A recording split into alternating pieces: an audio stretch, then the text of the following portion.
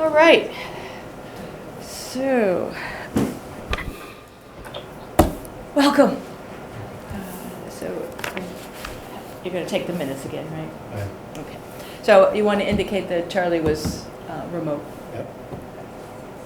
And there's a big, long rationale that we have to use at Cape Light Compact in order to have remote members, but the state does allow it. All right. So, and we started around 3. Okay. So, members of the public, welcome. Thank you. Do you have any specific things, or you're just here to listen, or? My name is Bob McCready, and technically I'm your Finance Committee liaison. Oh, I didn't even know we had one. Yes, you have one. Oh, So, wow, that's news to me. so I'm Well, we here have no to budget, offer, so, exactly, offer my services anyway. right, But we you have should no have. money Oh, to manage, but, you know. But you're on the list of committees that get a liaison. Well, you know what, you could be There you very go. helpful for us in the future as we make proposals for doing things like EV chargers or et cetera, et cetera. Climate, Solar farms. adaptation and Why resilience. don't you sit here? Um, You want to leave You early? can be wherever you want to be, but we're Okay. so happy that you're here. How do you spell your name? Macready. Greedy, okay. And your first name was? Robert. Robert. And you're from the Finance Committee. I've been on this committee for over 20 years. This is the very first time Wow. somebody from the Finance Committee has come and expressed that they are the liaison. It's a miracle. All right, woohoo! I'm feeling I'm feeling seen. You're looking up. What, Charlie? Things are looking up. Yes, things are looking up. All right, good. And then we have guests.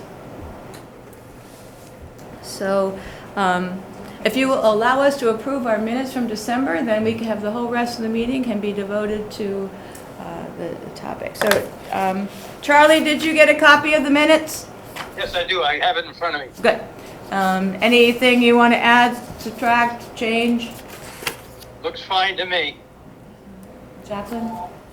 Fine to me. Fine to you, fine to me. All in favor of accepting the minutes, say aye. Aye. Hi. All right, okay, we did accept those. Who is going to post these? Okay, so Glenn is going to post them, okay, Charlie? Good, thank you. Perfect. Good. All right.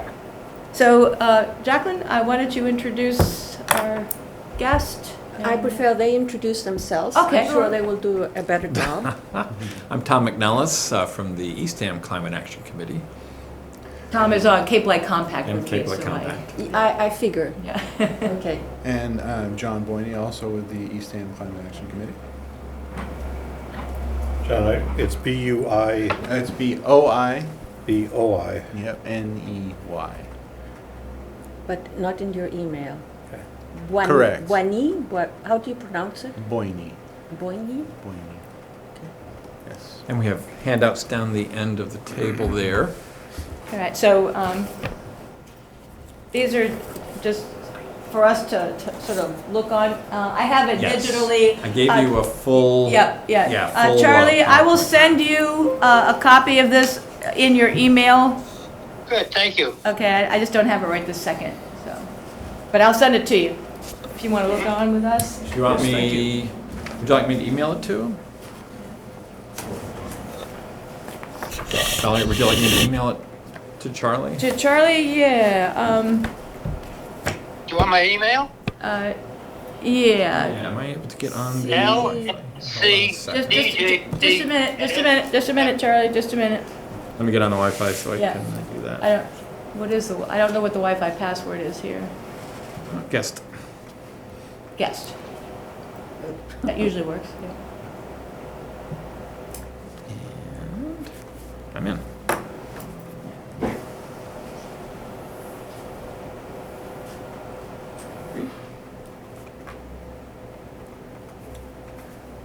Okay, and while I'm doing this, I'll just say that I'm, very thankful that you invited us here.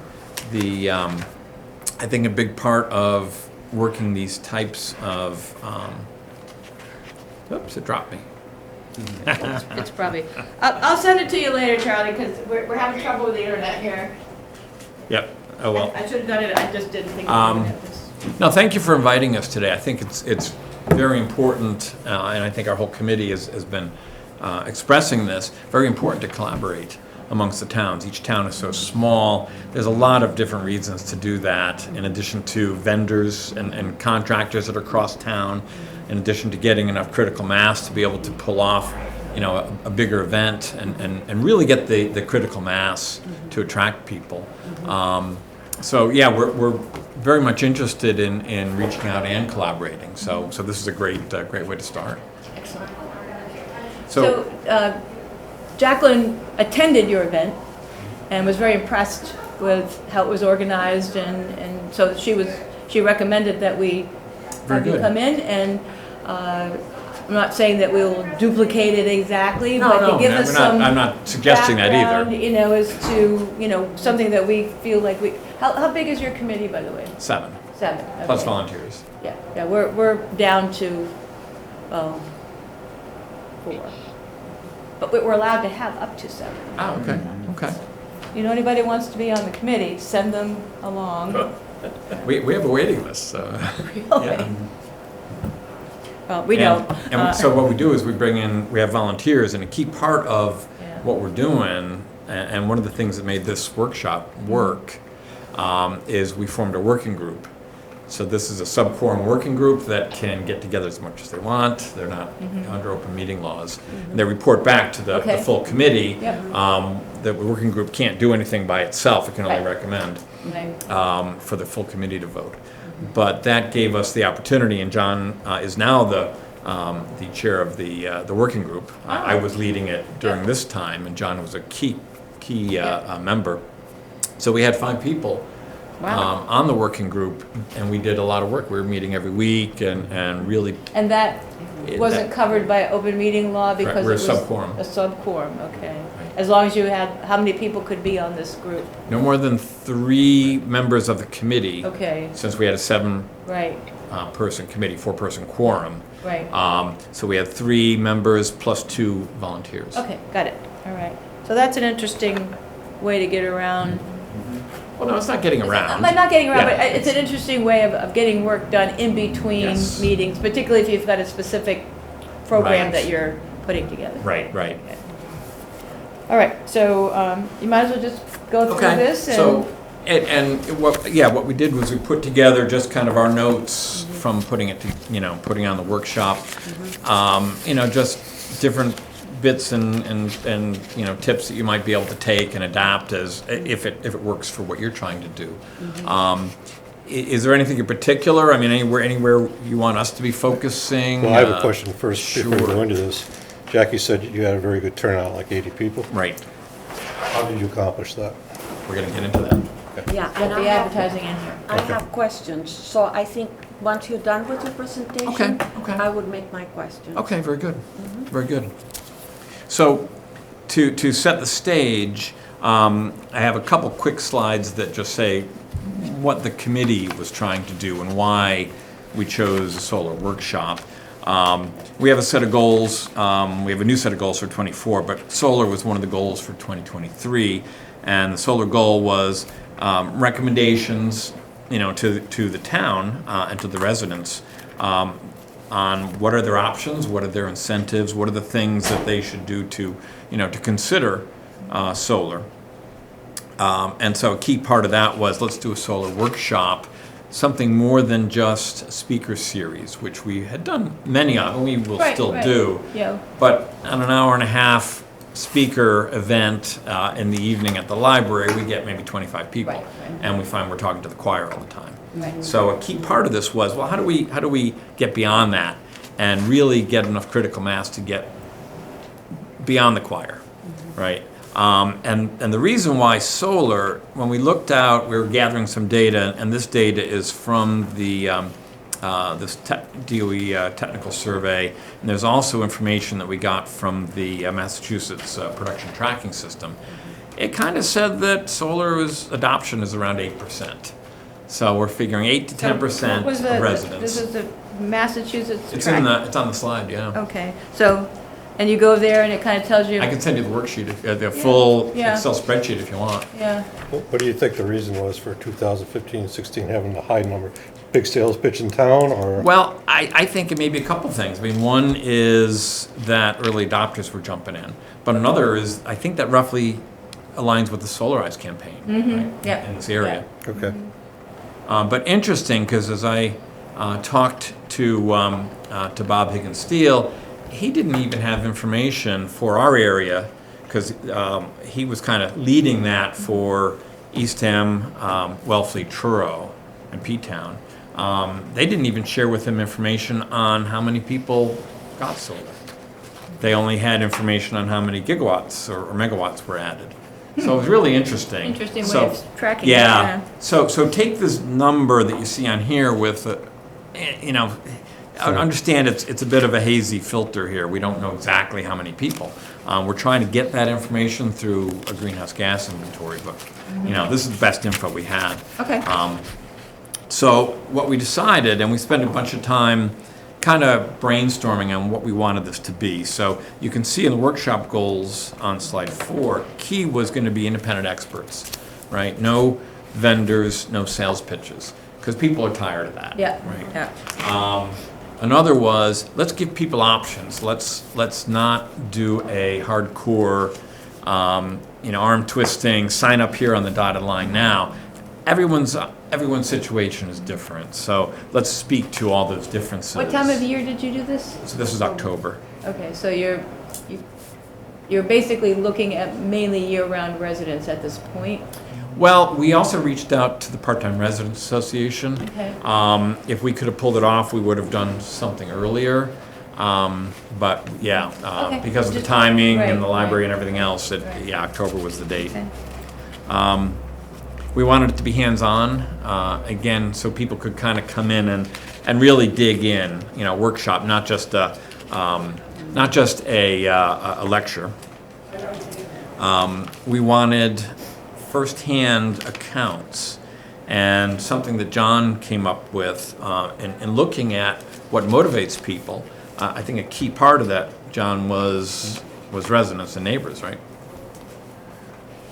Yes, definitely. That a key part of what influences people's decision-making and attention to the options that are possible for solar is basically what their neighbors and friends and family are doing. And there's increasing evidence to that gives us a much better understanding of where people are getting their information and what information they trust, which is crucial.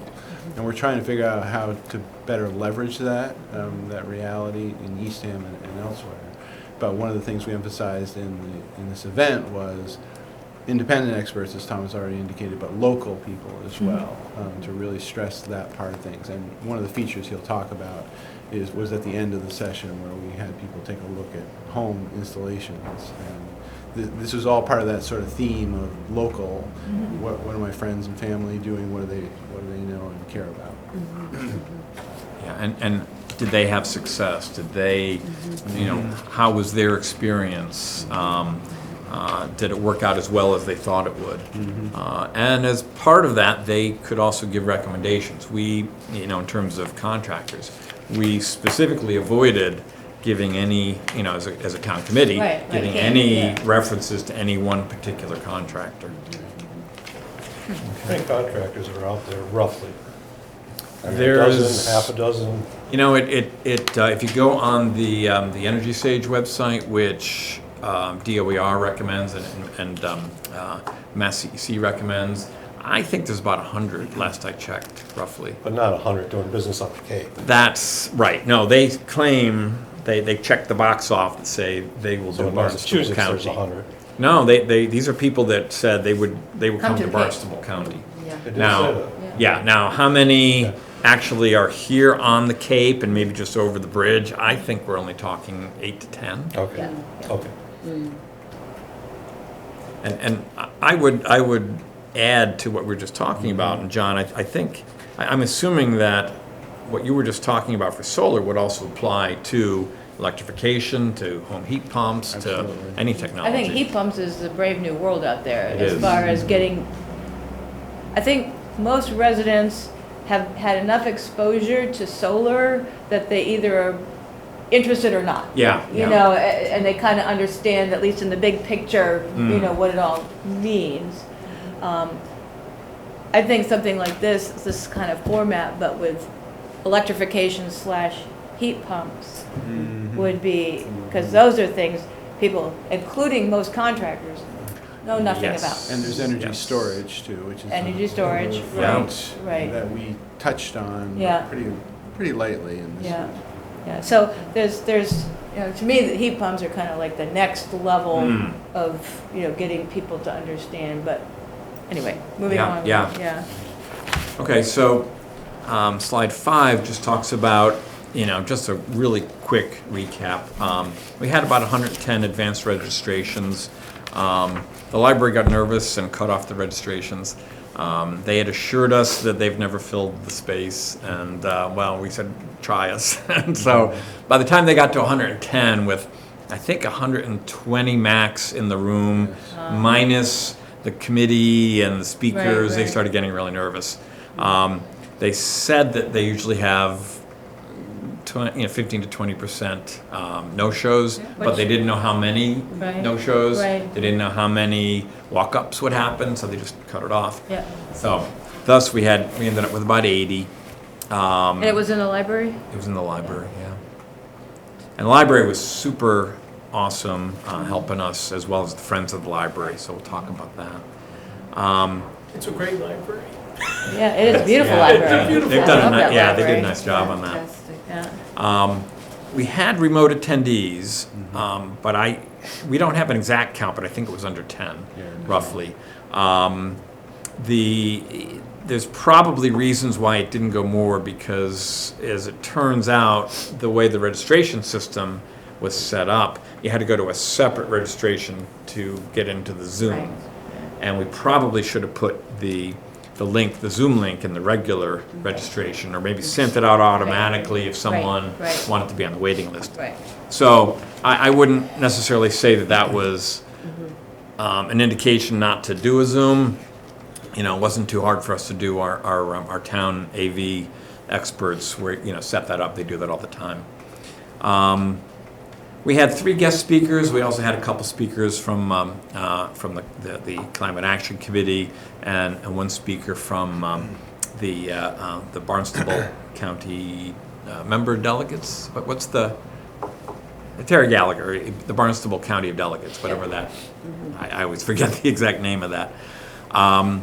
We had about 5 tables. I think 1 was a double table, but for partners, the idea was to have folks out there that people could go and talk to, in a more one-on-one setting. The Friends of the Library provided the food. They also had volunteers come in to help set up, and they helped funding advertising. They paid for for a paid ad in the local paper, and paid for sign printing. Wow. We had 4 folks who volunteered to do solar, to host solar home tours, and those worked out really well. We had about 15 attendees, I think, roughly, at the solar home tours. I may be off on that. I meant to try to reach out, because I think you have the statistics. Yeah, we didn't get a good firm count because, for a couple different reasons, but 15 is a good number. This was across, we had 4 different sites that people could go to. There were a couple of folks at each one of 3 sites, and then one of them got the lion's share of visitors. We got at least 8 people went to Mike's Yeah, place. yeah. And they were very motivated folks that came. It was excellent discussions. They were very into it. They really wanted to know how to do this. And I thought even though there were only 15 or so, Right. I thought it was well worth doing. And this was at the end of the day, right? This is after basically 3 hours of indoor Right. So meeting time, briefing time, and then people had to get in their cars and go find these locations, and they did. The people who signed up went. We didn't have any no-shows. Huh. So I think we can build on that. to get even more people attending. I know in the Upper Cape, they've done the solar home tours for years. Mm. I remember one year my house was on the, Oh, wow. Mm-hmm, great. and we had quite a few people. Oh, very good. Did you guys do this on a Saturday or a weekday? It was Saturday. I mean, one option could be doing it on another day. I don't know, was the tours you were mentioning, Val, was that as It was a part weekend, of? it was a Saturday, and it was more focused on the Upper Cape, but they had,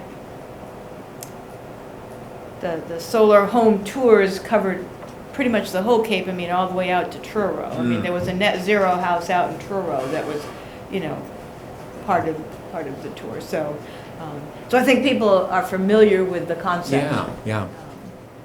Was it tied to an event that day, or was it Yeah, kind of it was, standalone? yeah, this was years ago, but again, I think it was something that Falmouth was doing, you know, on solar, back before it became as common as it is today. What I was wondering is, Yeah. maybe it would be better to have the meeting, you know, a workshop event on a Saturday, and maybe the tours on a Sunday. Yeah, that could Maybe be, that that would would- give people a Yes, break yes. and, you know. Yeah, yeah. But definitely over the weekend because people are available. Mm. Absolutely. Yep. Yeah, because that might make it more tenable to folks. When you mentioned that yet in October, did you think about that beforehand and figured October was the best month, or was it just that, you know, it was open in the schedule, you guys been working really hard putting this together, and October tended to be the earliest month that you could do it? I think we probably would have been interested in doing September. Before everybody was... We didn't want to step on top of Windmill Weekend, though. Right. Because we really felt that would be a good launching point to get people to, you know, to talk to people. So we were targeting kind of right in that space. For us, if And- we did anything like it, we'd have to avoid the Cranberry Festival. Right, right. So, Elections this year. yeah, and then in November, With elections, elections. so, you know, Good point, good point. Yeah. And we didn't want to get into November, that seemed Too to be a cold. little bit late. And A lot of people leaving.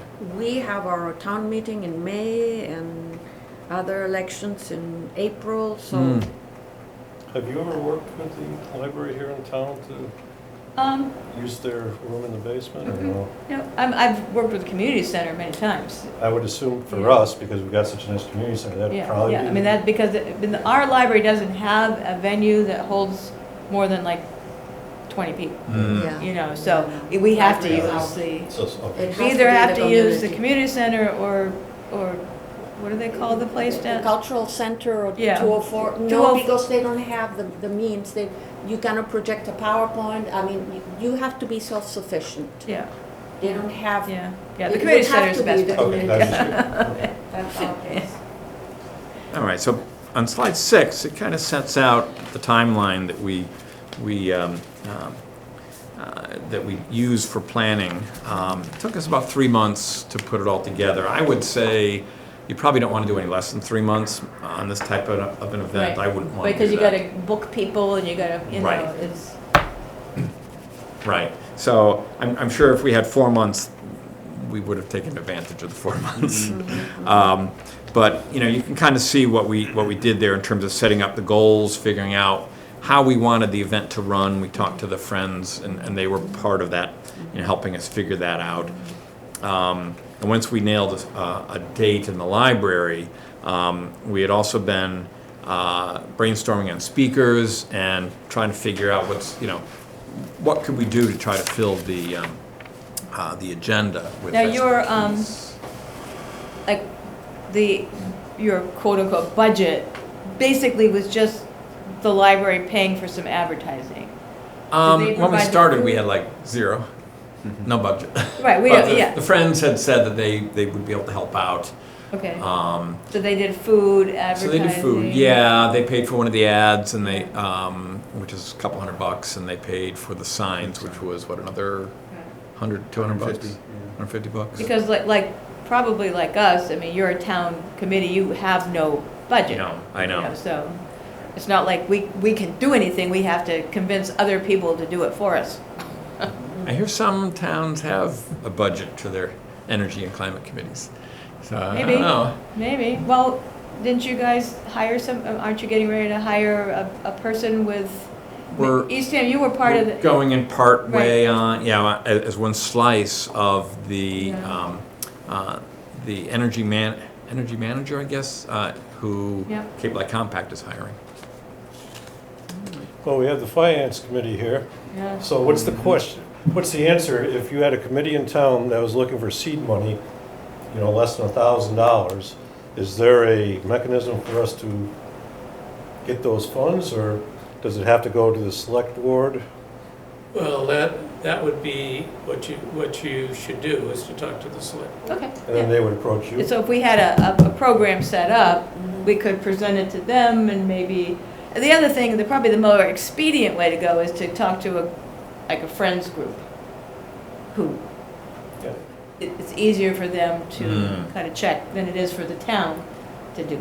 Well, I don't have any idea whether any of the friends groups in town operate as the East End Library Friends Mhm. Group does. I don't know if any of them provide Right. funding for anything. Right. So again, I would start with, yeah, I don't know if you actually also have a select board liaison. We do, Don Howe, Okay, ask Don.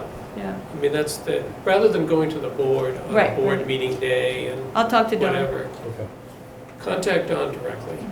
He's also, certainly very knowledgeable Yeah. about the ins and outs of Yeah, yeah. So any. how much money did you guys actually need? 500,000? No, it was about 500. About 500 for So the that's for the relatively signs small. and the Yeah. advertising Right, and the food, and the food, yep.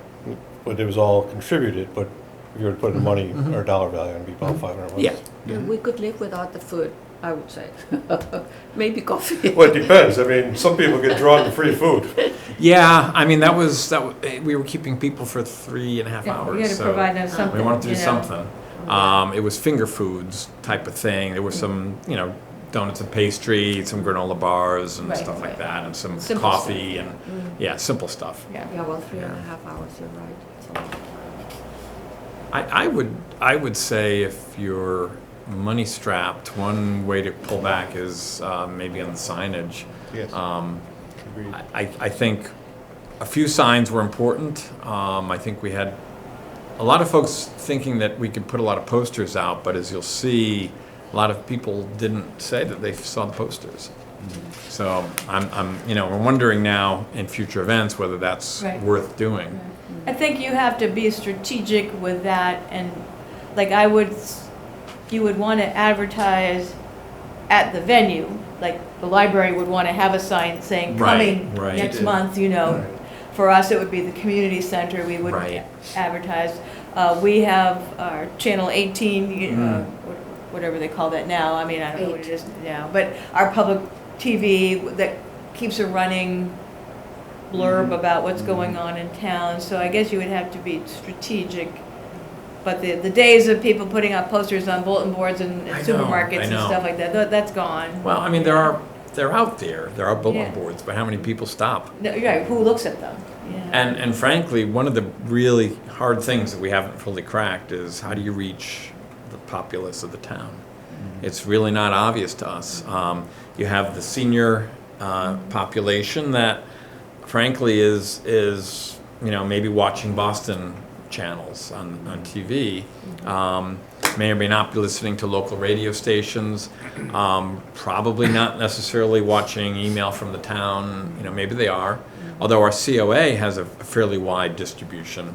Right. And so that Yeah, was that a key would- piece. So that helped. Yeah. And that didn't cost us anything. So yeah, you really have to think through how do you reach everybody.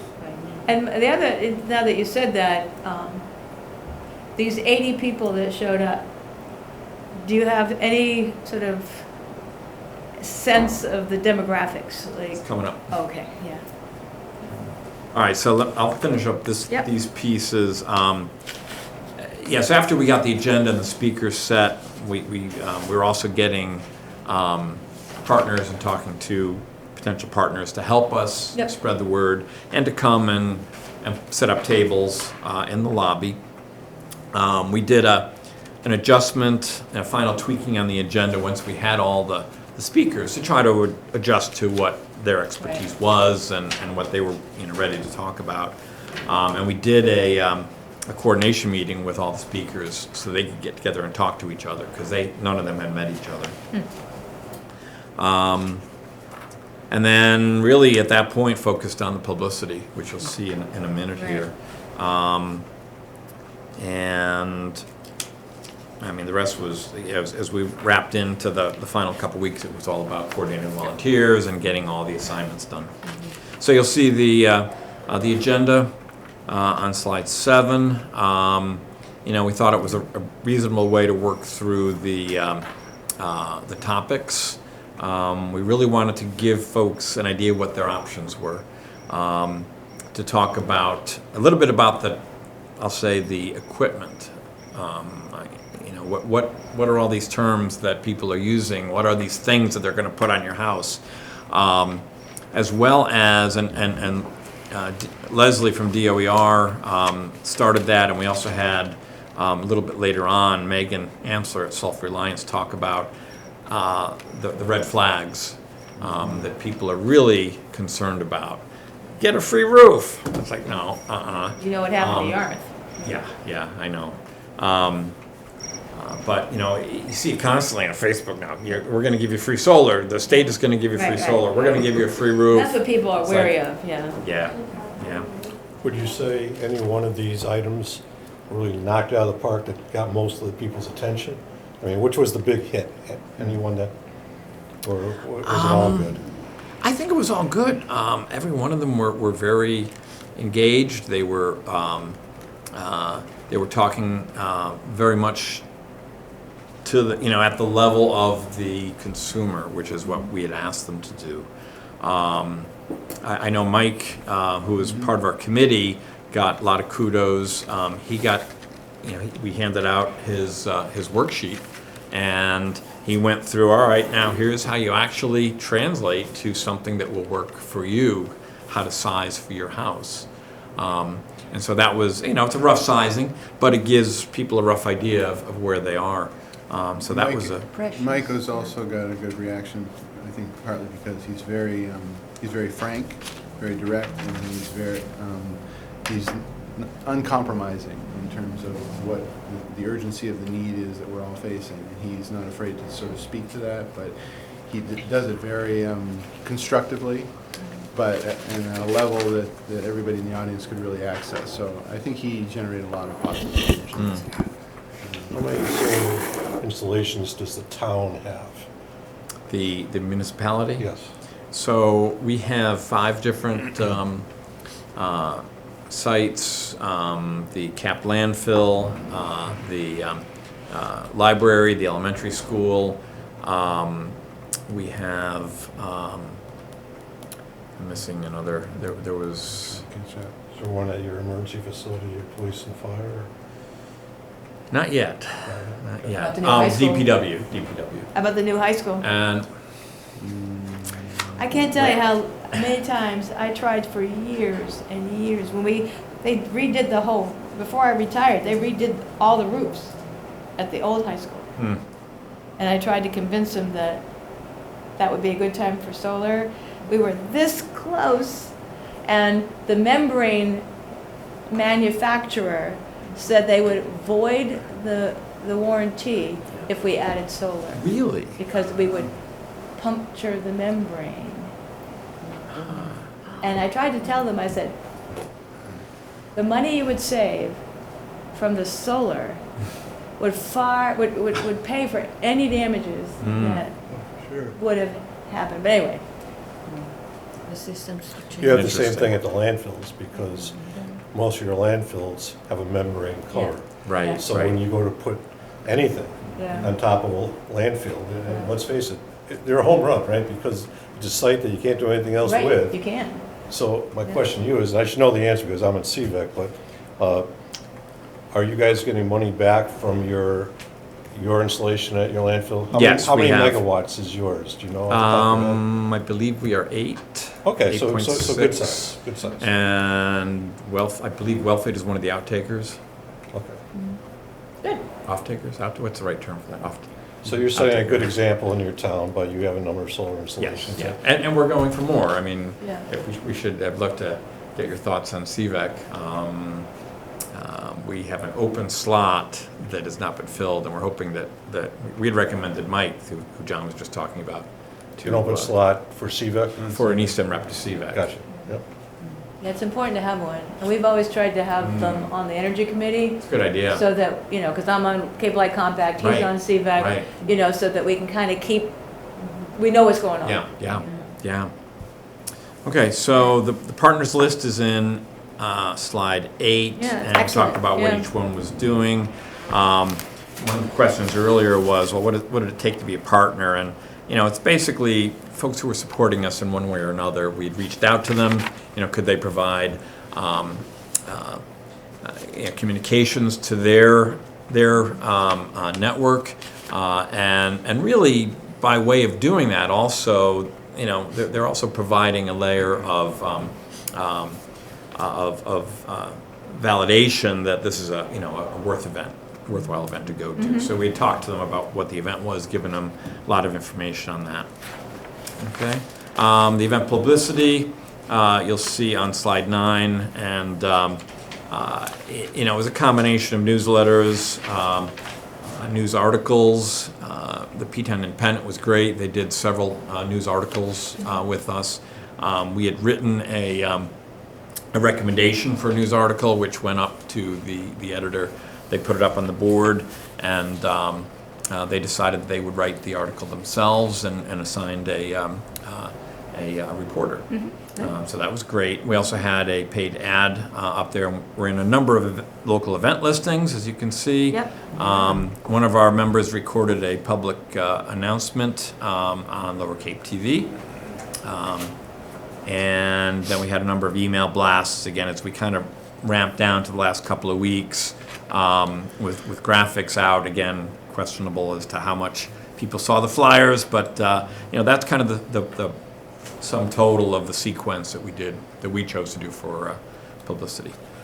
We're always trying to learn, so I'm going to hand this over to John on the surveys that he did and the analysis of the event. But on any and all of what I was just showing, that was Right. hey, this is our first time, and we're very much interested in learning as you folks do things. Yeah, We'd love we- to collaborate with you, but we'd also Yeah. like to learn from your thoughts Yeah, on ways to improve. Yeah, last year, we didn't do something like this, but last year, we had the whole month of March, every Tuesday, we had an hour presentation Ah. called the Energy Academy. Oh, nice. And, we did pretty much the same thing. We got people from our local HCAN, the Harwich Climate Action Committee came and did something. This committee kind of kicked it off. We had Cable Light Compact Nice, come, nice. and we eventually, Julian Sear came and talked about what Fantastic. was happening at the state level and That's great. that type of thing. So, but it wasn't very well attended. Maybe 10, 15 people per week. Not comparable to yours. Yeah, Well, again, this was kind of yeah. a one-of event that Right. we tried to break What through. we didn't do is, we did some advertising. We had an article in the newspaper, we did local TV blurb, I got interviewed for that, but we didn't put out flyers per se. Hmm. But Okay, well- that's another format that, Let me turn it over to John.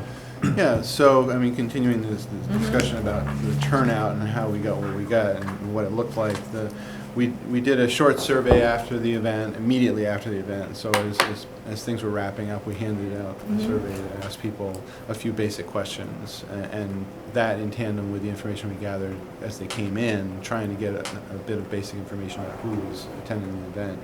So we got some information on towns, for example, not surprisingly, predominantly Right, from right, Eastham. yeah. But, decent representation from surrounding towns, including Orleans, Brewster, and others as well. Maybe more interesting was the question about how did you hear about the workshop? And we looked at this with some care, trying to parse these results. Because you can see these are raw counts. This is a number of people, number of respondents who said they heard about it from the web. That source dominated with 15 individual people saying that was how they heard about this event. So where did you guys advertise on the web? Well, the web, Facebook was the one source that was mentioned most specifically, most often, the town's Facebook page. Okay, so you had it on the town's Facebook. Yeah. Do we even have a town's Facebook? I mean, we do have a town page. We have the What, do we have? Harwich Old Timers, which But I'm not aware of us having a Facebook I page. don't know. I mean, we have a town website, you know. Yeah, we have a town website. Yeah. But And the web, in this case, when someone says, I got the information from the web, that could mean a lot of things. That Right. could mean they went to APCC's Right. site and Yeah. saw our flyer there. Yeah, yeah. Similarly with email, which was the next in line, there, you saw from the list that Tom shared with you, we had all these email blasts coming out from the committee, from the town of Eastham, from the Chamber of Commerce. So there were a fair number of different organizations that were trying to Right. hit the airwaves, if you will, with email. And then as you move down through the list, people said word of mouth, heard about it from a friend, Yeah, which is a sort of a fairly common thing, and it's hard for us to sort of know how to tap into that exactly, but it is useful to see it there amongst, the top three drivers of how people heard about the workshop. Then as you move down towards the end of the list, you find that the classic media, TV and radio, are bringing up the rear. In this case, it's just not is it even worth it, you know? right. You have to ask is it worth it. Tom talked about the flyer. We've invested a fair amount of time in creating this very nice flyer. Very few people cited that as their source of information, but there again, that flyer was the main way that the library was promoting the Right. event. So the library had it up visually as you walked in the door. So people who said I learned about it through the library could have been referring to having seen the Exactly. flyer. So hopefully we can get a little more precise with the information about where people are hearing about our events going forward. But there are a couple of basic lessons learned there, I think, in terms of conventional media versus email and the web. And then when you move on to the next slide, we wanted to get some information, obviously, from people about their response to the event. What did they think? Was this something worth their time? Three plus hours for most people. Overall level of satisfaction was very high. People were very satisfied. We gave them an option to choose on I think it was a 5-point scale. And the vast majority of people said, we're very satisfied with this. They learned a lot. And the one question that we sort of took to heart the most was the impact question. We wanted to know, do you people feel like in your own self-evaluation, like this made a difference to your thinking? And overwhelmingly people said yes, and not only is it making a difference, but it's in the direction that we would hope. Right. This event's made me more likely to invest in some kind of a solar energy system than before I walked in the door. So that's encouraging. That's what you would hope to see for sure. And it's the kind of data point I think that we can also track in future events, ask a comparable question for other events, Right. and see if we get similar results. So going forward then, what lessons are there to be learned? How are we doing for time, by the way? I should have asked that before. you're doing fine. We're doing Fine, okay? yeah. Okay. So there are a number of lessons learned, not surprisingly. You can always do registration more effectively. You can always manage intake of your guests more effectively to really optimize and get the maximum information. It's really hard to predict no-shows and extras. I think in this case we probably only had a handful of people who showed up on that day to try and walk in the door. The no-shows were trickier, maybe a couple of dozen no-shows, which out of 100 plus registrants is I think good. How was the weather that day? I was going to remark on that. The weather was great. Yeah. We lucked out on the weather, particularly for the tours.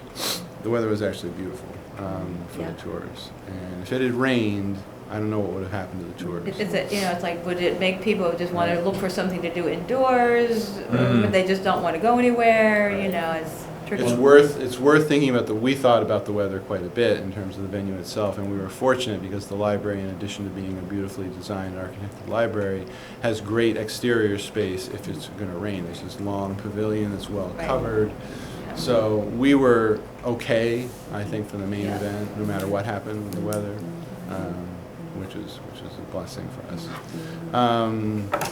The Zoom live stream. Was the Zoom recorded? I mean, could people go Yes.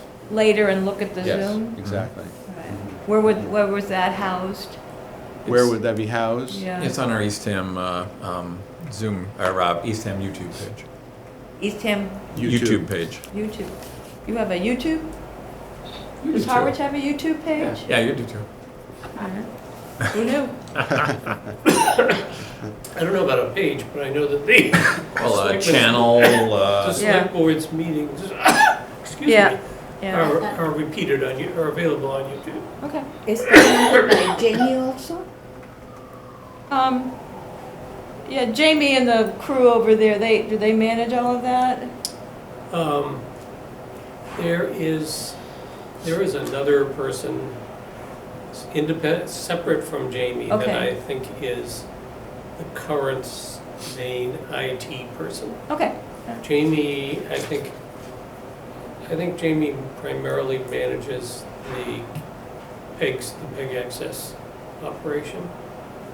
But it's a different, anyway, Okay. our the town IT person is a different person. Is it different? You don't know their name? I No. don't. Okay, yeah. I'm sure it's on the Because town website. I think we also changed, I think the person we had, I think for quite a while, left a Okay. while ago and we, This is a I think we newer. have a more recent person. Okay. So just to finish up on the lessons learned here, I think there were just a couple of other pieces where we would do better next time, I think. We had quite a few people queued up to get in the door, and we knew that was going to be the case because the library couldn't open the doors until a certain hour. And we knew people would show up in Right. advance of that. And so we wanted to make sure we were as ready for that as we could be. But nonetheless, we ended up having a bit of a backup, partly because we were trying to collect information on site as people came in the door. And I think we could probably it would be good if we could find a way to pre-collect more of that kind of information, like people's email addresses if they're willing to share it, what town they came from, where did they hear about the event. Did you ask for email address? We did. And how many people provided that? Most of them? Most people did, actually. I don't have the number right off the top of my head, but it was a majority. No, that's fine. I was just curious in this day and age. Yeah, people Don't like to pretty share willing too do it. much. So I think next time we would put more bodies at the front door and just sort of divide that labor of gathering information a little bit more amongst our staff so that we can get the information more effectively from everybody and keep things moving. Basically. It takes bodies. Better coordination of the question and answer. That was a thing that was mentioned by just a couple of our participants. I don't think that was a big deal, but I think the one change that we might have made is to have an MC, a master of ceremonies, to really be the central Right. person to deal with all of the questions. Instead, we had a couple of people with microphones moving around the room as people raised their hands, and that's just a little inefficient, and we were already squeezed enough for time that I think something a little more centralized would have been better for us. But we did start and end on time. We did. We packed everything in that we intended to, and I think, again, partly because of the library's opening and closing constraints, we had to kind of get people out fairly expeditiously once the event was done, which we did successfully, but it made for a little bit of a rushed post-event. It would have been nice if people could have hung around Right. and... People could have talked and mingled. Yeah. and- Yes, a little yeah. more networking. What was the socializing. limiting factor? I mean, how, There was just what time another did they event. close that there? No, the library had another event. There was just Oh, I had another another- event. gotcha. Yeah, so Gotcha. at the front end, they initially said, no way anyone can come in before 10 a.m. Right. when we opened the doors. We eventually were able to get them to open the doors half hour early, and we were able to get the registration system that they use at the library. They were able to send out an email to all the registrants and say, come 15 minutes early. Doors will open early. But they wouldn't give us the emails because they said Yeah. privacy concerns. But on the back On the end- back end, they had a 2 o'clock event. Right. And we Okay, ended so, it so if, right after 1. so if you didn't have that pushing you, you would have had on your Yes. agenda 15 minutes Right. on the Yes. on the back. Yes. Okay. Yeah. I think we would have done more. We would have had people go out and talk more to the, Yeah. the tables. Yeah, Okay. yeah. But to be absolutely clear, in case it isn't clear, the library was a tremendous partner. And Yes, so absolutely. They were Absolutely. a huge reason why it was as successful as it was, so. Yeah, and we knew going in that was a constraint, so, Yep, you know, we did, they made that exactly. very aware. Exactly. And then there's some lessons learned about planning for the post-event follow-up, making sure that you get link information together and provide that to people so they know where to go after the event.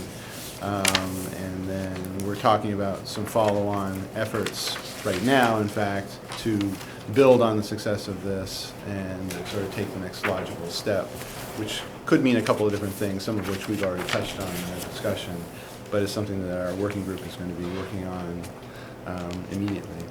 So that brings us to the conclusion. I don't know, Tom, if you want to wrap it up, or? And then Sure. I'm going to go back to a question I asked earlier about the demographics, like Yes. the people that showed up. Right. Were they mostly the retired community? Were there All any ages. younger people there?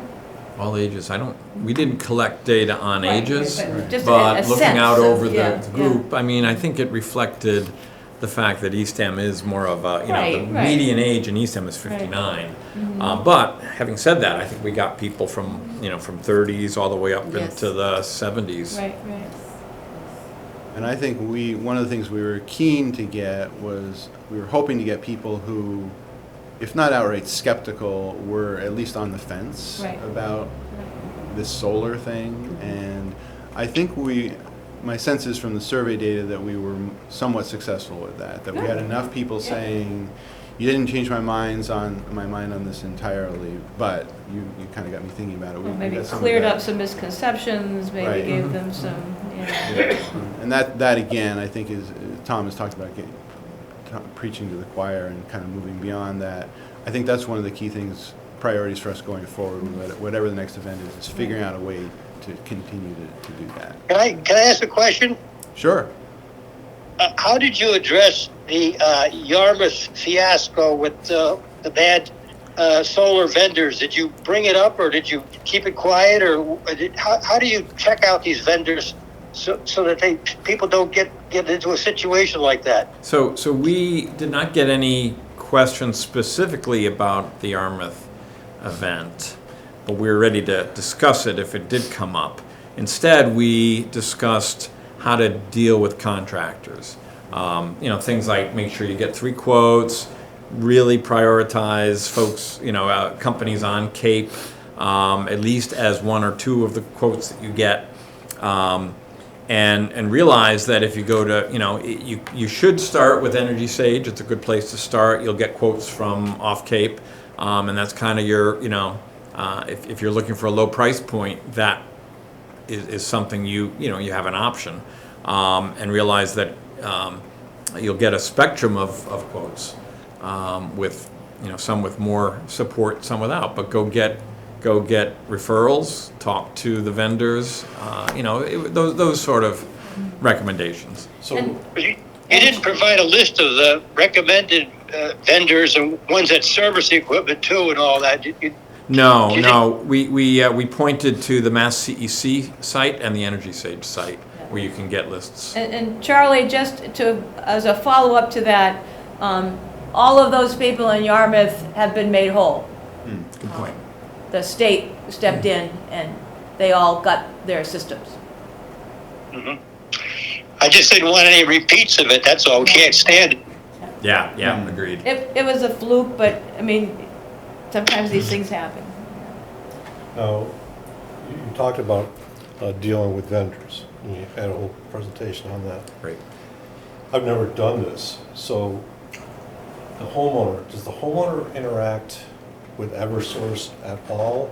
No, Just No, with the the contractor vendor? does it, So the yeah. vendor is the one who's dealing with Eversource? correct. So it's seamless for the homeowner? Correct. Okay. Even for the billing aspect of it, so if you're making more than you need, the vendor is the one who's working all that out with Eversource. Yes. So that the and homeowner will just see certain things on their bill once it's all installed. That's correct. Now, I would caveat that by saying that's how it should happen, and if your vendor is suggesting you have to make some of those calls and do some permits, I Don't would use raise it. a red flag and yeah, go get another vendor. Yeah, they pass them the buck. Yeah, when we had our solar installed, I mean, Solar Rising they did everything. They Yeah. came in, they installed it, set up the equipment, so they did all that part. And then they were the ones that, set up an account with, I forget what it's called now. It's there's a separate sort of organization that keeps track of it, and, sends me a monthly, Smart. I'm talking about the smart. I forget what it's called. But anyway, so we didn't have to do anything. We had the It same was seamless. experience, also with Solar Rising, the same experience. It was very simple. Yeah, very simple. We didn't have to do anything. And they even at the time, we took out a low-interest loan through the state. At the time, there were some loans available through the state, like 1% loans. And they even, organized that for us, So a good vendor will handle all of that. Right. So sounds like you're a real advocate for this. Yeah, yeah. I remember that Madalena Kelsey, I think was her name, said that she was available to answer questions regarding these issues. She certainly said she was available after during and after the event. Yeah. Yes. But if someone was interested in, following up and looking more closely into doing something, she was available. For another event, No, seems she very was well named. available to talk to that particular person. Oh, okay. Yeah, I remember that because I called her. Ah, okay, good. You took her up on it. Yeah. And there are, there's also Self-Reliance down in Also, Falmouth. yeah. And Megan is awesome. Yeah. She I've been on does, that board for 20 years too. yeah, she does assistance to You're on every homeowners. board. I was Yeah, gonna say. I followed her. I called them too. Oh, good. Yeah. And I would also say that we've had very good feedback from a number of different vendors, including the one that you mentioned. Yeah. Here on the Cape that have done very, very well with residents. So there's a lot of options, and a key part that we were trying to get to is that the payback, the return on investment, the payback period of solar now is really only around 5 to 6 years. Yeah. In the past, if you go back Right, way 20 back. years, it was like 20 years of time to pay back the panels. A lot of things have changed since then, and so a lot of people really weren't aware that that was the case. And frankly, you can get a loan right now and essentially pay a similar amount that you would have paid. You could set it up to do this. Similar amount you would have paid for your electric bills, Right. and use that to pay off your loan. And then after your 6 years or 7 years, if there's loan interest, you're done. The rest of it is in your pocket. So what's the sales pitch of people that say it's gonna cost you nothing? What? Those are the lease companies. Yeah. Those are the lease companies. Yes. Yeah. So you don't own your panels. Correct. They install it there, so you're providing the real estate, Yes. and they own the asset, Yeah. and then the electricity, you get some of the electricity for your house, right? There's different models that they can Yeah. use to Okay. do that. Read the contract very carefully. It is an option for people that don't have the upfront money. So for It's most about, installations though, leasing is way at the bottom of the options that people are doing. Not necessarily. Oh, so there are necessarily. plenty of people who lease. Yes, Okay, and we've had okay. good feedback from people who've leased. We've Okay. also heard bad feedback from Okay. people who've Like leased. everything else. Yeah. And I It's agree just with, another option. I agree with what you said on payback, because, I used to work doing large projects, and when I started my career in the 80s, you were being told that you wanted to get 7 years, And then by the time I got out of that organization, it was down to 3 years. They're saying, we're not doing it unless we get a 3-year payback. So, yes, it's a brave new world out there. Yeah. And a key part of what we were trying to do also, you'll notice that we didn't talk a lot about climate in here, right? The whole reason for doing this was Right. greenhouse gas reductions. Energy efficiency, though, is the flip side of the coin of greenhouse gas reductions, and that's saving money. And people were really responding to that based on some of the research John did. Everyone already knows solar panels are good, are green energy. They don't need to be taught that. Right. So we specifically avoided giving a big spiel on climate. We've done that plenty of Right. times. Right. Yeah. But we very specifically focused on saving money here, which people didn't realize. And I think that at some point, you're going to sort of reach a saturation level. I'm not saying we're there yet, but I'm just saying because there are always going to be places where they can't do it no matter what. Right. You have too Right. many trees, you know, you don't have the right roof angles, you're renter, you're seasonal, there's a bunch of different reasons why you couldn't do this, which is why I've always been so interested in community solar. Mm. And I know Self-Reliance manages Right, some community right. solar projects. It has been not seamless, but they have done it. And I don't know if that's something that would be easier to sell to a contractor if it could be a bigger project. I think part of what I was told is that to be a green community, you had to set aside a certain amount of land as of right siting piece of property. I don't know. I know you mentioned that before, and I talked to our energy manager, or Yeah. our town finance Yeah. manager, and he said when he did the green community application, that was not part of what they were asked to do. It was one of the 6 things. I don't know. Yeah. That's what he told me. I don't know. I mean, because Cape Light Compact handled our application, Mm. and they made us do that. Now, it could be that Right. we claim the cap landfill. I mean, because we do have a very large. Right. Well, we So- had the cap landfill, but this had to be in addition to. It Hmm. had to be. So anyway, we have it. Yeah, I don't know. And I'm just, but it's not. I didn't pick the site. The town picked the site, and so it's not an ideal location for solar. There's So a are lot you of- going forward with there's that? a lot of trees. Is Harwich doing Well, this? we can't get, so far, we've not been able to get to the point of, we had one company that was interested in doing it, but when they looked at the property, they had too many trees. Oh. So they would have had to cut the trees down, and then there's a whole philosophical question, is, Hmm. trees, solar panels, what's more important? The other thing that we were told is if the town could just go in and clear it and make it like solar ready, it might be more attractive to, but anyway, it's something we have to pursue. But it's something that just hasn't really happened on the Cape. Like the projects that the Self-Reliance is managing, those are off-Cape installations. They're not Right, something right. that's happened here. And they just look for off-takers, companies come in, they invest in the solar. It's kind of like the leasing companies, they build the plant and they get all the tax benefits and the rebates and the RECs and, all of that. But the electricity has to go somewhere. And so they farm out the electricity and, Did the town go through CVEC? Yes. yes. So no vendors interested? And in the CVAC meetings, there's a new challenge too with, after going through COVID, there's a big catch-up phase because of all the material that's out there. There was a huge amount of issues as far as the material was going way up in price. Right, Because of supply side issues Right. that affected everyone, Right. and it just drove the prices way up. So they're seeing quotes coming in that are way higher than what you saw 10 years ago. So it doesn't mean that people aren't going to be doing things, it's just not as fiscally The business beneficial. model has changed. Yeah, exactly. Now, you guys brought up Bottom line, yeah.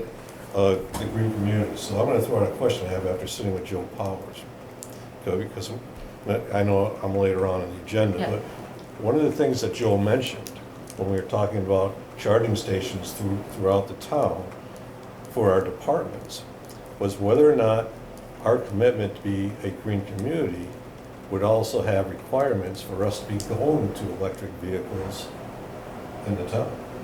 Well, here's the deal, and this is what was explained to me.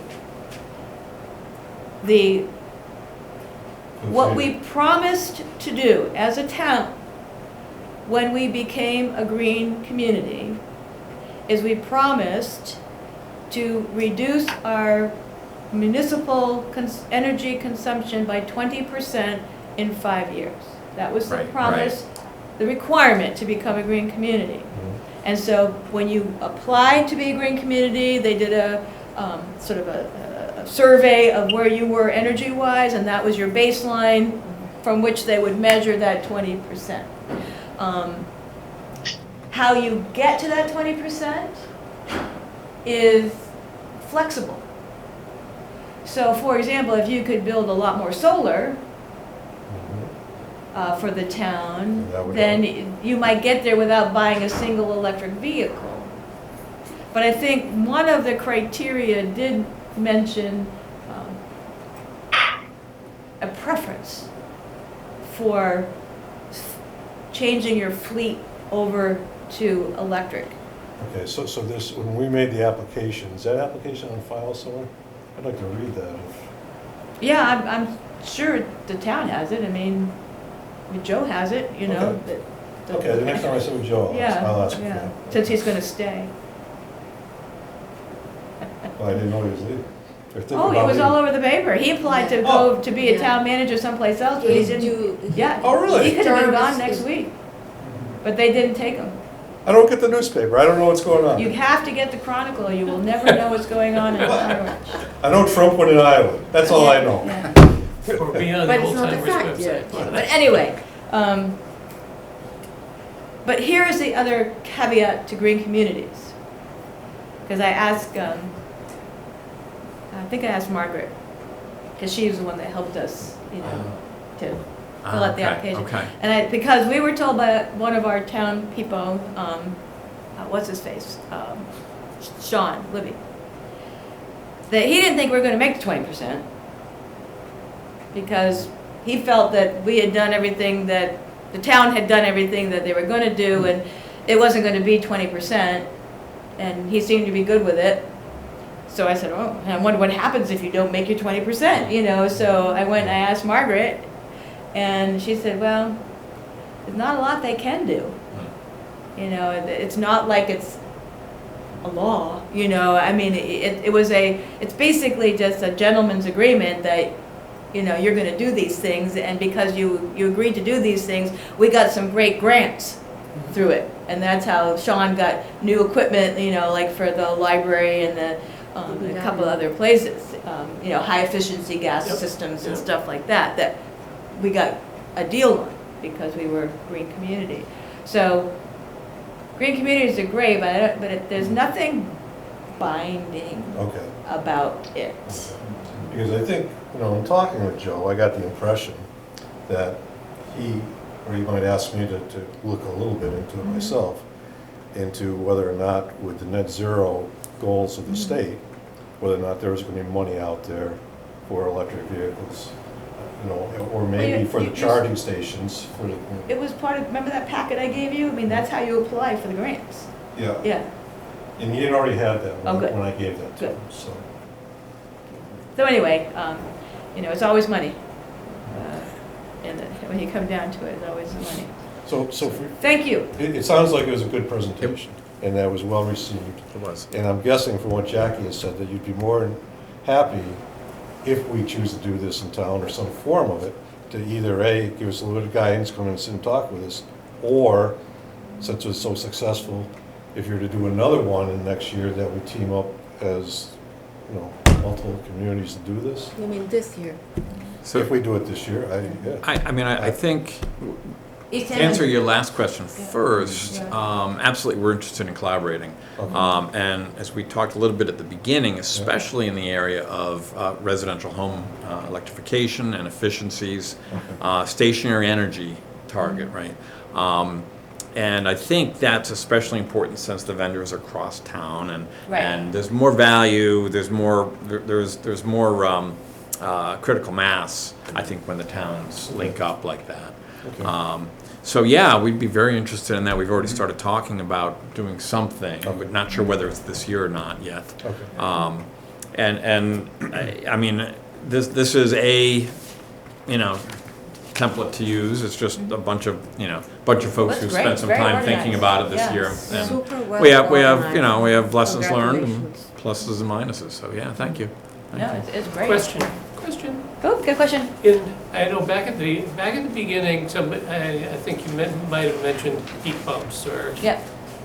Now that time has moved on and continues to, are we moving into a time where these kind of workshops should perhaps start being integrated energy savings as opposed to the focus just on solar? Because people are Yep. moving on to asking about Yeah, heat pumps Yeah. and right, pricing them and da-da-da-da-da. And Yeah, the no, whole absolutely. electrification right. world that Yeah. we seem to You have know, pushed should I get rid of into my gas stove, you know, I mean, has that's- has yeah. kind of made solar not as prominent Right, Well, an so- item as it was. So there's two answers there. I mean, one, the reason why we did this is because people were missing out on savings. And the state has set a goal in order to get to the net zero 2035 and 2050. Well, 2050 is net Right. zero, but the interim point, which is I think 2035, there's a lot of solar that they're counting on getting installed. The certain folks will say we're just going to get there with large utility scale solar, but if you ask Or the wind. folks, well, or wind, but right, if you ask the folks how that's going, you find I was told is that there's some 35 projects in the queue that are stalled on the Cape right now because they're not getting interconnect good old approvals. Eversource. Yeah, yeah. We did ask him to come to the workshop, but somehow they decided not to. They were busy. Yeah, they were busy that day. So I think there's still a value to doing solar, especially since there's quite a bit to cover. I don't think you could cover all of it at one No, time. no. To your first question, though, I absolutely think that the building side of it, you know, the heating, and I'll say general fossil fuel use and electrification is a whole big topic that really should and must be addressed. There's a lot of confusion. We were mentioning before everyone came in that we've had several folks that have been coming to us. We offer assistance to, I'll say casual assistance. We have a bunch of engineers on the committee, but we're not official, Right. advisors. We just provide guidance. And a number of folks have come to us and said our mass save contractors have told us that we have to keep our oil, and we're like, why? And so I think a lot of it is educating the public that they should be pushing back on the vendors when the vendor says, no, I'll give you a heat pump, but only use it for air conditioning, and just turn up the thermostat. I'll give you 2 thermostats. And what we found There out. seems to be a conflict going on between Yes. Mass Save and the Yeah. state on some of these because Mass Save has a whole litany of specifics about how it goes about its business. Right. And when you peel back the onion, there's a lot of questions. If you have radiators right now, it's a different approach than if you have hot air. Hot air, yeah, Um, yeah, exactly, and- yeah. And so there's also questions on whether heat pump hot water is ready for prime time yet. So there's some decisions you have to make there. You've got to understand the options. There's decisions on dryers. There's decisions on stoves. There's even decisions on heat pumps. Some vendors are saying the heat pumps don't work up here in this climate, and that's not true. They're selling the wrong heat pump if that's what they're telling you. So I think getting the people educated and telling them what the options are and how to find the information is really critical. Well, Part of- related, if I may, Yeah, go ahead. related to that, and another part of the answer to your question is, without overwhelming people, which is easy to do, it is important to somehow get people thinking about what life is going to be like, what they need to sort of factor in as they're making decisions about how to heat their homes or how to move themselves around. So, and I think Mike Sarcione, one of our colleagues, is very good about this. He says, think about a situation where you've got extreme temperatures that knock out the grid for a while. What are you going to do in that situation? Think about if you've got an electric vehicle, what sort of a draw is that going to be on your energy needs? So try to think very realistically, sort of in a day-to-day way, about what your living situation is and could be, and let your decisions follow from that. That kind of holistic thinking, I think, is very important to frame all of the facts that we throw at people. Well, yeah, this past week's storms Yes. have put in the public eye a number of examples. I mean, today there was one on the net with a guy in Montana standing in the middle of a huge wind farm in minus 30-degree temperature, and none of the none of the turbines Wow. would turn. Would turn. Huh. Really? So he's going, who's going to die in their home in minus 30-degree weather Wow. because they were hooked up to the utility that is only producing wind off this wind farm? And then there are the people in Chicago who are all lined up at a charging station, spending 5 hours to get a charge in their vehicle, because That got a lot of airplay. that's what's That one Yeah. got a lot I of got a airplay. lot of play. yeah, it Well, I is think- it's raised, and Yeah. the sudden cold has really suddenly raised a lot of questions. Well, I think that, it's sort of, if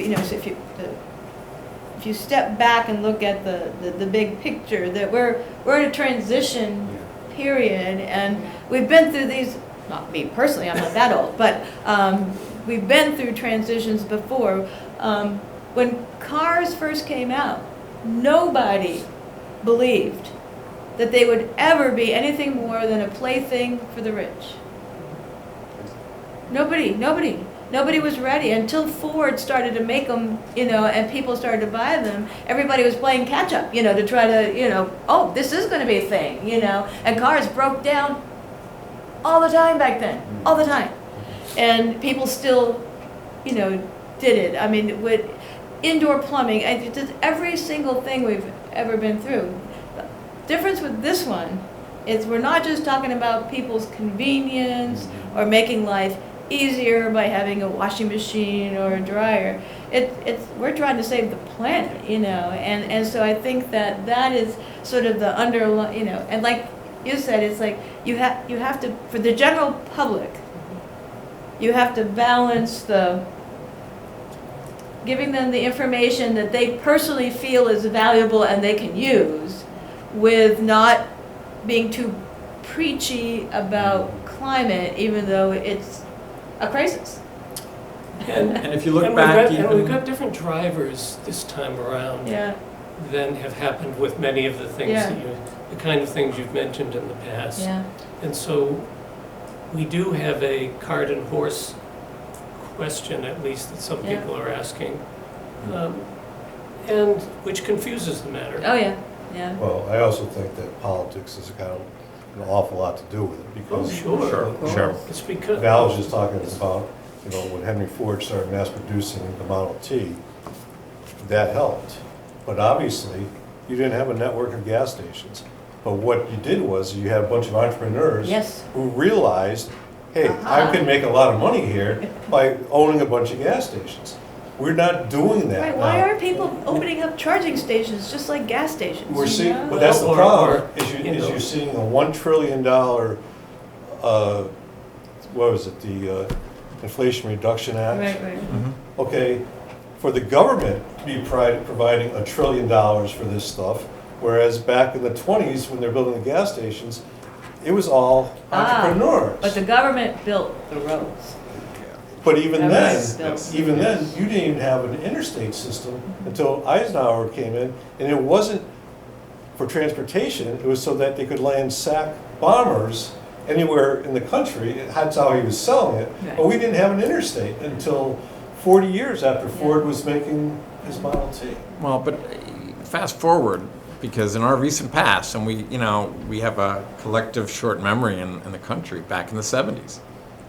How many lined up in lines for gas, right? Remember the odd even That's license old plates? timers. Remember the odd Exactly. even Yeah. license plates? You Yeah. had to go Absolutely. in. And how many had trouble starting their car when the new pollution control stuff went in the car? Yeah. I- Not we had letting a- gas and we the had a- knocking that happened in the car. I had a car to drive to high school that it just would never start. It was like, and because the new stuff wasn't fully Right, yeah. worked out yet. Yep. So It- we're it's- transitioning. Yeah, we're You'll get there. transitioning, and which I think, coming back to us and what you did with the solar, and what I'd like to do with heat pumps is it is up to people like us. That's our charge, is to help the residents, make those decisions Yes. and give them the information they need in Right. order to make an informed decision about, is this Exactly. good for me, is it not? How do I go about it? How do I make sure that I'm getting the right equipment and doing it the right way so it's actually gonna work for me? Right. But that's And- the key, Yeah. is getting people to want to do it the right way. Yes. Versus mandating it. Nobody likes to be told to do No, stuff, no. but if you can get people to buy into it, this is the right thing to do, that is an awful hard task. Yeah, well, You well, know, that, that we're is not, the way to go. we're not, Yeah. yeah. We're not gonna that- solve that But problem. your approach with the workshop, though, was the same that I took personally with the house, which was saving money. Yeah, Mm. yeah. I mean, that You know, will get, it- everybody wants to save Kept money. it, kept it Yeah. very, kept the equation Yeah. very Because, simple. I mean, again, how did we forget, 70s and 80s, energy efficiency, everyone was really focused on that. And now it's like, who cares? I mean, we get money to burn, And Well, it was that's- interesting. One of our speakers, I thought one of the best ones, said, problem we have is that we got too many people using money they don't have to buy stuff that they don't need, to put in places that they don't have to store it, to impress people that they don't know. It's like, there you go. That's Pretty funny. Well, so we're very interested in collaborating with you all. yes, okay. And We'll, we'll, I think a we'll- lot of we'll- opportunities, We'll digest this and Right. talk about it, and including, by the way, a climate action plan. If you Yeah. have one or are interested we in doing don't it. have one. So we're working on putting one together soon.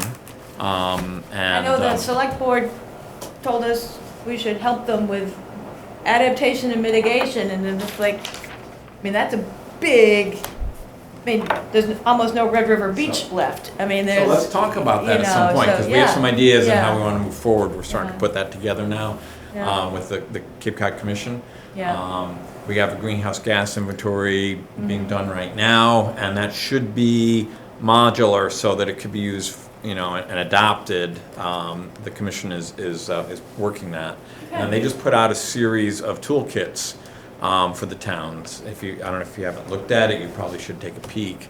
What we're Is hoping that to on do. their website, or? Yeah. What we're hoping to do is use that as kind of a building block. But again, I think doing it as part of a region would make more sense than each town trying to do it one at a time. Yeah, the whole Cape should be working on this together, but everybody's been very collaborative. So, I talked to David Anthony, and he let his, what's that kid's name that's working for him? The energy. Anyway, Yeah. him. He was very helpful, because they're putting in 30 charging stations in Nice. Barnstable. Nice. And so, they were helpful in sending us some information about what they were doing and how they were doing it, and they hired a special energy coordinator. Sean, Yeah, Sean Hogan, yeah, they hired somebody to.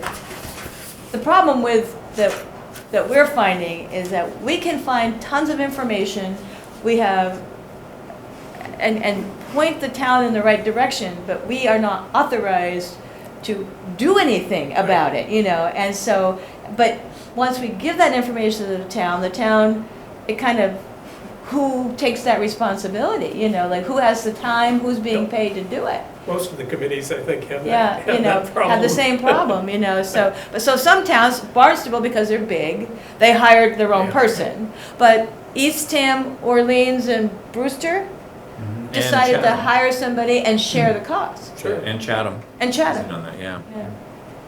That's terrific. So I sent you Yep.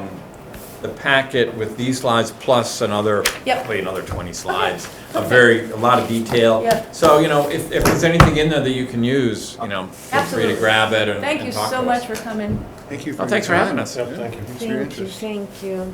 Good luck. And seriously, at any point, if you want Yeah, to, give us a call, Yep. we'll come down or chat. excellent, Thank you. thank you. All right, we don't have too much left. Thank you very much. Let's just jump down Thank you. to you, Glenn, Okay. okay, and just get that done. So you met with Joe? Yeah, I met with Joe, and before I can get back to him, I want some input from you guys. You're the expert. Because you have an electric car. And because you're an expert, but I know that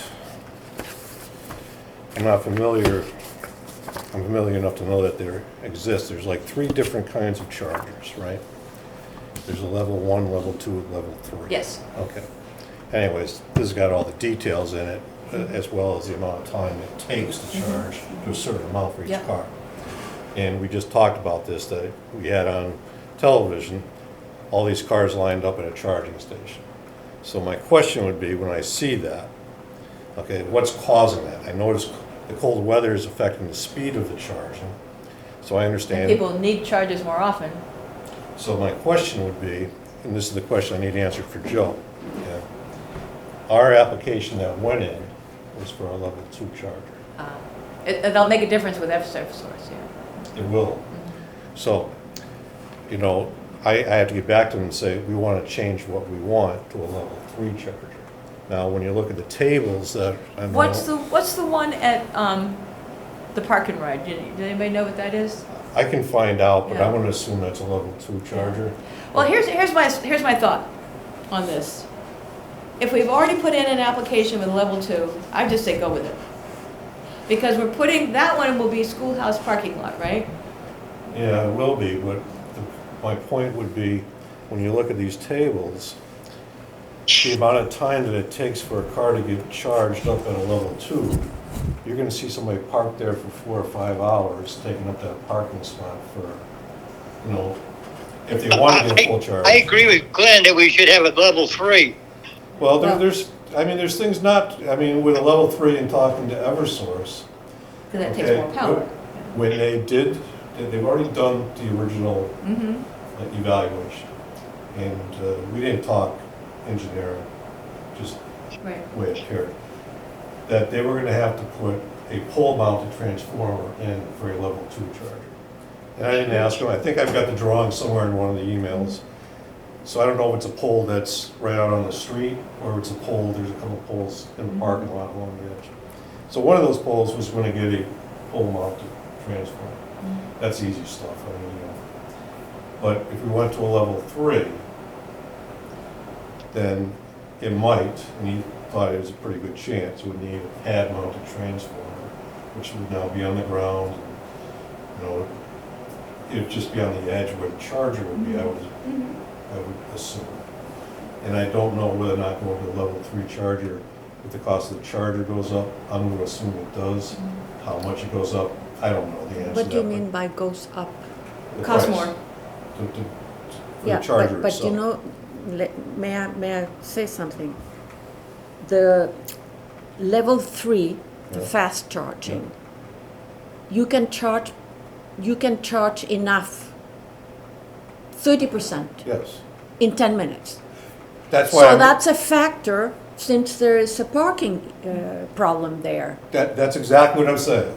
Okay. So that's what I would, I once would go again, I'm with not the 3 expert. blindly. I would recommend that way somebody gets their charge and they're out of there. Yeah. In 15, 20, or if they're shopping half an Chamber of hour. Commerce, though, will look at it and saying, hey, they sit there for an hour, they're gonna be walking around town, they're gonna be shopping, they're gonna be. But level 3, you don't need it 1 hour. Yeah. You don't Well, need no, half what an I was hour. saying is that the people who have shops there want those people to stay longer down and shop. But I'm not worried about their business, really. I Yeah, am, no. but that's not the goal of The this. parking is the The parking Yeah. is the big thing. yeah. So if somebody can be there for 15 minutes, Yeah. enough to vacation there for the rest of the week, Yeah, and they move out so the next person can use it, yeah. now, I will talk to Eversource and see, because there are requirements for them to pay for all this there's a difference between a level 2 and a Oh, level yeah, 3. yeah, And yeah. I need You to can talk to find out them. what that is, And yeah. I'll find out what that Yeah, is, yeah. and whether or not they actually do need to put in the pad mount. And they pay for that, but I'll find out if a level 3 charger also doubles the price or Right. just incrementally Well, a little bit. I just charged my car and I spent $15 to charge it, 50%. To 50%. $15. But that was in your home? No. Oh, no, it's On the road. Yeah, on the road. Were you at a level 3? Yeah. Yeah, are all the Teslas a level 3? I don't Well, know the answer. Chargers. Well, no, they are not all. They're not, okay. They're not all. But the key is that, and I don't know if this is valid for non-Tesla cars, that you tell your car that you're coming, and the car prepares the battery to charge fast. Yep. And that's critical, because you get there and in 10 minutes, But that's for a Tesla. I don't know if all the other cars have that same yeah, function. Maybe they do, I don't know. I'm ignorant on electric cars. yeah. I could Maybe try we to should find have out. a electric car Place. seminar, you know, and talk about electric cars, you know. I'll But try anyway, to find out. I'll do Find whatever I out. can. Okay, I'll do a little bit more research. Yeah, but okay. Like Joe pointed out to me, we're not the doers, we're the requesters. Right. And I need to give him what the committee's requesting, so Mhm. I want to tell him, yeah, if we have to do another submittal, which doesn't take any time, but, you know, we'll do it for level Let's three. try for level 3, yeah. So are we okay with that for level Oh, three? yeah, yeah. Sure. I mean, Okay. if it, Okay, Sure, Then I I mean, will, it's- I'll proceed with that, and before I talk to Joe, I'll see what the cost is, Right. and I'll talk to Eversource to see what the impacts are if we change it to level three. I'll take care of that. And I mentioned earlier that Joe, you know, he did have a question about, you know, commitments made by being a green community, and whether or not that handout that you gave me that he already had, right, whether or not there's anything in there for grants for the actual electric vehicles for a town. that's EVIP, I think, it's another, what I gave you was for chargers, Yeah. there's another whole program Okay. for cars. And I think Joe was thinking about that Yeah. down the line. So, you know, I don't know where our select board is, but I think Joe would like to see all of this work out as long as it benefits the town, you know, and we can get some money for some of this stuff through Yeah. grants. Yeah. So, Yeah, I mean, That sounds good. The bottom- Do we have an integrated, any kind of, is there any integration of approach? I mean, what we see is 204 building is going to put in a new generator. Because the generator, their powers, their a new boiler, their whole heating we system have is going. tried, You know, does the town have an approach that you have to, if you're going to replace the heating system in a public building, in a town building, that you have to go through X to make sure that it meets Sean Libby's in charge of it. the green and- initiative, Right, whatever. Sean Libby's in charge of it, and the town basically has put their trust in Sean to do the right thing. But it's not like he has to come before a committee or anything like that, Yeah, you know. right. He has, since we've been a green community, he has chosen equipment that has been high efficiency and has, because he can get money for that. I mean, if you Yep, pick the right yep. equipment, the green communities gives you some money. Yep. So he has taken advantage of that. We're trying to encourage them to do something like heat pumps, you know, like a commercial grade heat pumps, but they seem to be, That's because what they don't we were- understand them, they don't, you know, Right. it's not something they want to think about. Again, we were wondering with regard to, again, Right. the easy place to think about is 204. 'cause It's this Exactly. big old building. Yeah, You know, They need a they're gonna roof. replace or someplace, the Yeah. school, they're gonna replace the roof. Are they gonna Right. replace the roof and put solar on it? right, Are yeah. they even talking about putting solar on it? There is no, Is there an Sean is approach? not required to ask us anything. We have asked Sean to come to our meetings from time to time, and he will tell us what he's doing, And but, he's a good guy. yeah, he's a good guy, you he's know, a hard and worker. he has been the sole person that has made sure that the high-efficiency equipment is going into the buildings that Mm. have already had the upgrades. We asked about 204, and, I didn't get anywhere. yeah, we didn't really get anywhere. but you started off, Bob, you mentioned they're replacing the generator? I'm sorry, I meant the boilers. It's Okay, not a okay, heating boiler, system. yeah, Okay. Because I it understand. downright failed, I believe. Maybe we should invite him again and revisit the topic. Yeah, It just made us think about that, Right. again, Well, I the think kind that- of integrated approach concept. right, and you're Does the absolutely town right. have a- I agree with you, and I think that, I mean, the easiest, I mean, if the finance committee could ask the question, you know, when you get a proposal, you know, we're gonna spend X number of dollars on a new boiler. I mean, the finance committee could ask the question, is this the most efficient or the most Right, we, climate-friendly Exactly. choice that you can make? And, Yeah. you know, we tried to go through that because it comes up last year right, because it comes up in the capital plan. Right, Or right. something, Right. it may come up in the capital plan. right, right. And you only get so far I know, with that. I know.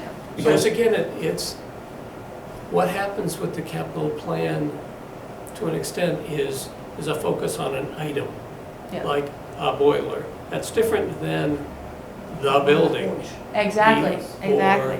the Yeah. town, And I'm or not bring it down to a sure, I building. mean, I'll ask Cape Light Compact. Because then you're talking about different money, Right. different level of money. If If you're you- talking about fixing the building. Right. Well, I think 204 is probably not the best example because the town doesn't really know what they want to do with that building. Yeah, And- unfortunately, that's why Yeah. it's easy to talk about Right. 204, because Right. it's sort of this oddball. Right, it's an oddball thing. So when you talk about a capital, plan- Well, it stands out. when you talk about a capital plan for something like 204, and the boiler costs X, and the best option costs a little bit more, okay? Do you guys take into account the savings over the next 3 or 4 years? Like over the lifetime of the equipment. Because there's the capital expenditure, you know, I'm getting the money to build it. But if I can show that I'm saving the town a boatload of money 3 years out, does that get discussed at all when you make these It, decisions? it could, but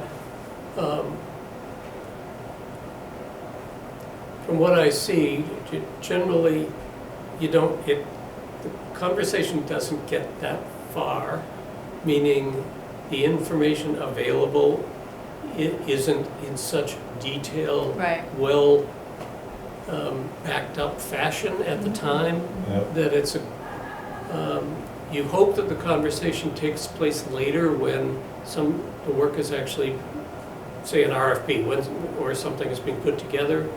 But at the time of getting on the capital plan, it's not really at that level of development. Right. Yeah, right. you don't look down the road. I mean, You in an just look- RFP, you could stipulate that whatever, I mean, last year, we were just asking for, because again, we're actually just an advisory committee right? also. Yeah, We're just asking for a plan instead of a list of things. right, Is there an overall plan for developing, for whatever has to be done? Why not take the time to have a plan for the building right, before charging ahead, spending $3 million or whatever Right, last right, year's capital allocation was? right. And that was not a winning argument, even Right. in that form. But mean- that's the right way to spend money. You look at the whole. One, If at home, we That we was- think You might be about- getting a job here, you That know, was with our- other that committees. was- Yeah, was no, our I know, suggestion. but Exactly. it's a fantastic approach. You want a budget, I mean, you want to look at the whole. Well, I mean, and I will talk to Cape Light Compact, since I'm your rep to Cape Light Compact, and it's like, has the building even had an energy audit? You know, Right. have they gone in there and That's looked at the lighting and That's right. the heating system? Because they'll recommend more of a system-wide Exactly. approach to the whole thing, Right. you know? And that was part of the suggestion, Yeah, was to get to a plan, have professionals do a analysis. Right. Outside professionals. Yeah. do it. well, but And- but- it's frustrating, but it's sort of good to hear that we're not the only committee that struggles, you know, with same thing. But Stuff. energy is now kind of, the energy issue really It's everything. is everybody. Yeah, it's Yeah, it's everybody. not, It's as- every it's not as town, focused anymore on some Yeah. little niche. right, every department, highway department, water department, they should all they should all have an energy efficiency plan for like replacing pumps and replacing heating systems and you know, how whatever, Or asking questions like, I mean, I heard the comment about a piece of parcel of land and cutting Mhm. trees, but why do I have 2-3 acres of open field in front of the high school with no elevated solar panels over it. Right, and it's not even the athletic field. Well, I think of the athletic, Yeah, the one they that's use right it, on, the yeah. one that's right on Right. Oak Street, Right, or the big parking lot. right, I mean, as opposed to cutting trees, right, right, why, right. Well, Why if wouldn't we CVAC cover ever gets their other places? act back together, hopefully they can so- I'm facilitate sorry to get you off from your canopies agenda. and things like that. Well, the vocational school is doing it. And Maria asked me if we wanted to team up with them. But I'd have to ask you, would the town be okay with, where they park all the buses down there by the high school? Because I do think the playing fields, they're not quote varsity fields, right? That are right there. But when you go past there on a weekend, all the recreational soccer teams and whatnot, so they are being used as recreational fields. Yeah, So right. I don't think you could take that land. But I But look the over parking lot, the parking lot. Certainly you the could do parking it. lots And- everywhere. And I want to say you got room over at the community center that you could put it up. the roof is, we've had the roof. Not on that yeah, building, but yeah. I mean in the parking lot, Right, you could right, have. canopies, yeah. Canopies. Yeah, I think every parking lot should have a canopy, particularly, in the summer, you get nice shade. Don't we all like to park our cars in the shade in the summertime? Exactly. And in the wintertime, don't you like to park your car where if it's snowing, you may not have to dig it out when you get out of the building, I am always shocked that the parking lot behind the Hyannis Mall, Yeah, the big parking lot behind, what is now Dick's Yeah. Sporting Goods or whatever it is, Yeah. the Planet Fitness. That's a huge open piece of land. yeah. Why The is Four Cs put in a somebody's canopy. paying for utilities on that Yeah. building? Yeah, Yeah. yeah. Well, Blind. Why is So- it not covered? I don't know. I don't know. Because the first time I ever saw it was a little tiny, I think it was in Eastern Mountain Sports in Natick, little tiny parking lot. But it was completely covered with solar panels. I went, wow, what a cool Four idea. Cs, if you go to Four Cs, one of their parking lots is pretty much Yeah. canopied over Versus. Cape Cod Community Cape Cod College. Community Oh. College. Gotta get with the lingo. So anyway, Well, I've been so. here for 3 years, I'm catching up. Okay, All right. so your job is to figure out the whole level 3, level 2 charger, get Yep. back to Joe. Yep. That's our status for that.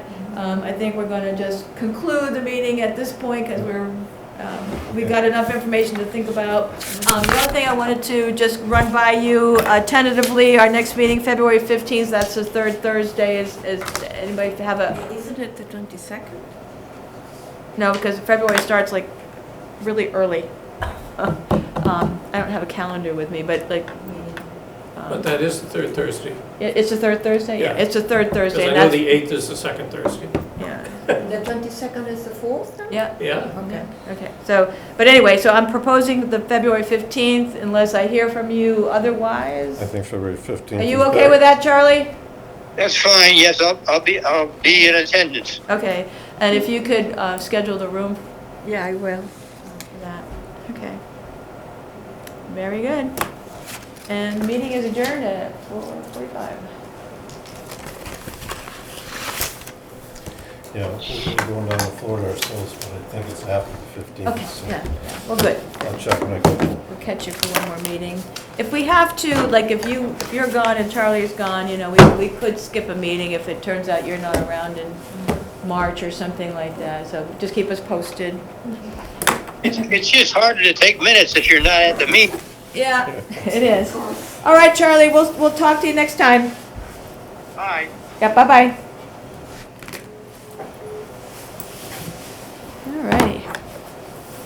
Thank you so much for coming. You're very welcome. Yes, it was Yes, that's wonderful. interesting.